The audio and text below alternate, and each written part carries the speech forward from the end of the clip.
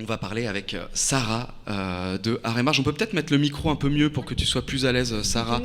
Voilà, super, ça sera trop bien. Donc, on se réinstalle. Voilà, j'ai essayé d'être un peu plus... Non, là c'est bien. Ouais. Donc dites-nous dans le chat bien sûr si tout marche bien au niveau du son. Hein. On est un peu, en plateau, on peut pas vraiment regarder les retours. J'espère que tout va bien.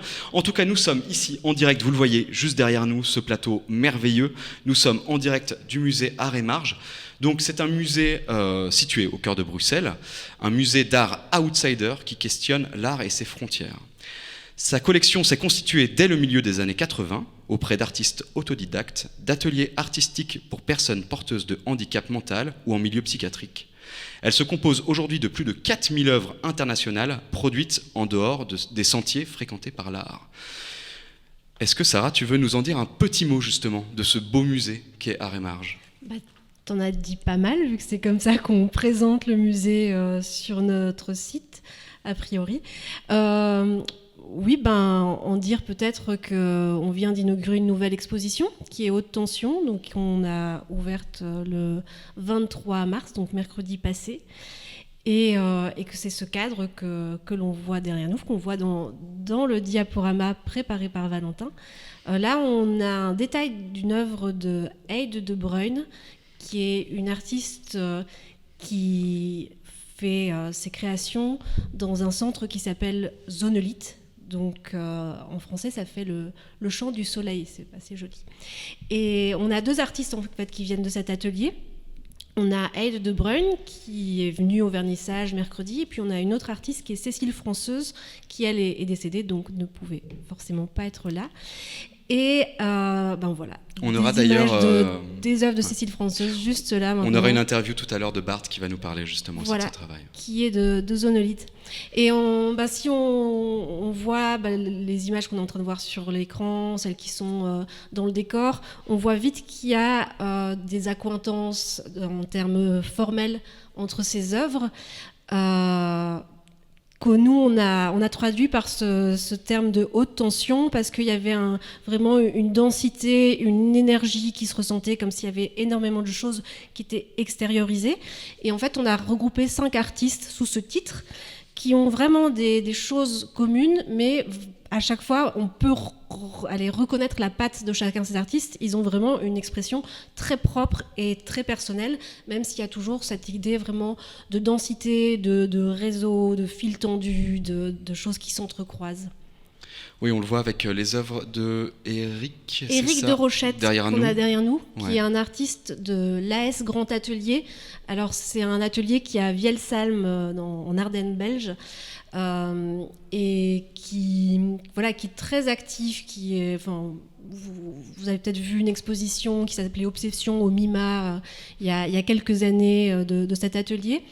Et voilà, il y a vraiment des œuvres exceptionnelles qui sortent de là. Ce qui est particulier dans cet atelier, c'est qu'ils sont très actifs justement pour faire des partenariats vers l'extérieur, des partenariats avec l'art contemporain, avec des lieux où on les attendrait pas forcément, et à assumer aussi le fait que dans les ateliers, donc c'est un atelier pour personnes porteuses d'un handicap mental, la plupart du temps, c'est un travail qui se fait à 4 mains, soit avec des artistes invités de l'extérieur, soit vraiment une collaboration qui va se mettre en place avec l'animateur d'atelier. Par exemple, pour Éric de Rochette, Anne-Françoise Rouge, qui est la responsable de l'atelier, celle qui l'a fondé d'ailleurs, et qui est énormément...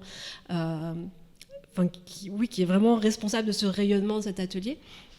En fait, elle nous disait que c'était vraiment le geste qui était vraiment la patte et la caractéristique d'Éric de Rochette. Et finalement, les couleurs, c'est quelque chose qui va plus lui être proposé par l'animateur d'atelier. Et lui va prendre ou pas en fonction de ce qui lui est proposé. Mais il y a un truc qui est assumé dans le fait que, on ne le laisse pas avec toute une gamme super étendue de couleurs. Il y a une proposition qui est faite d'un animateur, et donc c'est pas une œuvre qui se fait de façon isolée, mais l'animateur, juste en choisissant les couleurs, il n'arrivera forcément pas à faire ça, parce que ça, c'est Éric de Rochette, et sans Éric de Rochette, on n'a pas ces œuvres-là, quoi. Ce rapport du coup avec les animations, les animateurs, vous accueillez aussi ici des ateliers ? de création ? Non, nous, on n'a pas forcément l'espace. D'ailleurs, là, on s'est bien serré pour pouvoir caser la table. Ce qu'on fait, c'est qu'on a des ateliers pour les visiteurs, donc que ce soit adultes ou enfants. Mais on n'organise pas d'ateliers en tant que tel ici. Après, on les connaît assez bien parce qu'on va régulièrement en visite dans les ateliers. Il y en a avec lesquels les contacts sont plus rapprochés qu'avec d'autres. Et voilà, on nous découvre aussi chaque année. Et on a fait une exposition il y a quelques années sur justement le sujet, ça s'appelait Seul et accompagné. Et c'était justement sur le sujet, créer une œuvre, mais avec quelqu'un qui accompagne cette création, et de voir qu'est-ce que le cadre atelier et le cadre animateur vient apporter dans l'œuvre, ou souvent juste la permet, parce que aussi bien il y a des artistes dans cette exposition ou dans nos expositions en général ou collections qui créent avant d'arriver en atelier, aussi bien il y en a, s'il n'y avait pas ce lieu-là qui existait, l'œuvre n'aurait pas émergé. Et à chaque fois, c'est des expressions très fortes et très personnelles. Donc, Est-ce qu'en plateau, vous connaissiez Arémarge, vous les amis ?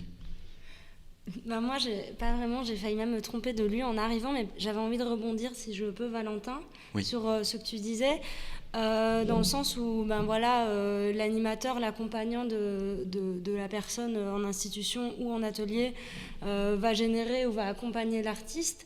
Et je me disais, tiens, finalement, les étudiants en art ou même les artistes émancipés de toute institution se retrouvent quand même souvent dans un dialogue avec... dans l'idée de l'étudiant, le professeur ou même ses camarades de l'école. Mais après aussi, en tant qu'artiste, l'atelier, le fait de travailler à plusieurs, le fait qu'il y ait une synergie autour des questions. Finalement, être artiste, c'est pas forcément un travail solitaire. Ce que l'exposition montre ici. Oui, tout à fait. En fait, c'est vrai qu'on a ce mythe de la personne qui crée seule dans son coin, et en fait, non. Souvent, on a besoin d'un regard extérieur, on a besoin d'un dialogue. Et ici, en fait, oui, ce qui est particulier, c'est que ce dialogue, si tu veux, est institutionnalisé. Oui, et qu'en même temps, il permet aussi d'ouvrir des portes, des brèches de création qui, après, sont parfois réappropriées par les artistes eux-mêmes qui naissent finalement dans l'atelier et qui après, avec ou sans l'animateur, peuvent évoluer, un peu ce que tu racontais. Oui. Mais par exemple, ici, on a un exemple parce qu'on a, de Éric de Rochette, on a un peu deux types d'œuvres différents. Ici, une œuvre plutôt peinture et pastel, gras, a priori, ou non, sec, bref. Et de ce côté-ci, donc derrière Valentin, on a des dessins qui ont été faits au feutre à gel. Et en fait, même si on reconnaît le même mouvement, on voit qu'il n'est pas exactement le même en fonction de la technique.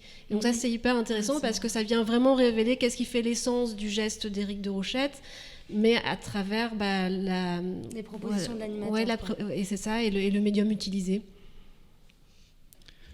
Toi, Alix, tu avais déjà vu ce musée ? Tu étais venu pour des expos ? Ouais, j'étais passé un dimanche, mais je suis venu qu'une seule fois, quoi. C'est pas très intéressant. Non, mais justement, oui, c'est un lieu... Il y avait beaucoup de monde, mais oui, c'était un dimanche de balade, quoi. Ouais, c'est un lieu bruxellois qui est, je trouve, très important. Il se passe énormément de choses. Vous faites beaucoup d'expositions aussi ici. Et vous parlez aussi de pratiques assez différentes. Là, on est dans une exposition qui mélange la sculpture, le dessin. Il y a aussi de la vidéo, il y a aussi de la projection, etc., de l'animation. Il y avait une exposition qui s'appelait Chansons d'amour qui était plus tournée autour de la musique brute. Donc c'est assez intéressant aussi la manière dont vous vous appropriez finalement cette culture qui est immense, et il y a beaucoup de zones à défricher justement.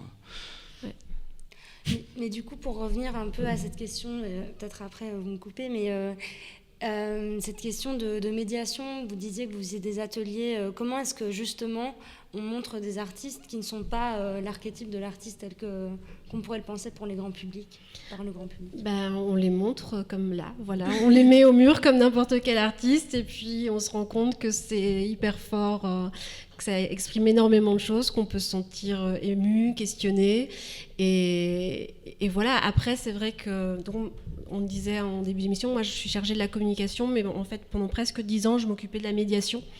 Et en fait, c'était hyper intéressant de guider les groupes parce que tu te rends compte que tu te poses plein de questions qui sont vraiment inhérentes à la création elle-même. Comme tu disais, n'importe quel créateur est accompagné finalement, pas que les personnes qui créent dans une institution.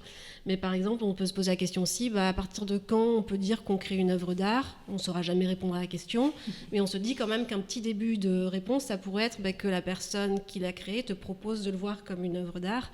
Sauf que Éric de Rochette, a priori, et c'est le cas de pas mal d'artistes dans cette expo, sont des personnes qui ne s'expriment pas par la parole. On ne sait pas vraiment s'ils ont vraiment accès au concept de qu'est-ce que c'est qu'une œuvre d'art. Et donc, c'est la personne qui regarde, la personne qui encadre, qui valide ça comme une œuvre. Et donc, oui, tu te dis, est-ce que vraiment je peux voir ça comme une œuvre d'art à partir du moment où la personne qui l'a fait certainement avec une intention, mais pas celle d'être accrochée à un mur, et voilà. Donc c'est hyper intéressant de se poser cette question-là, quoi.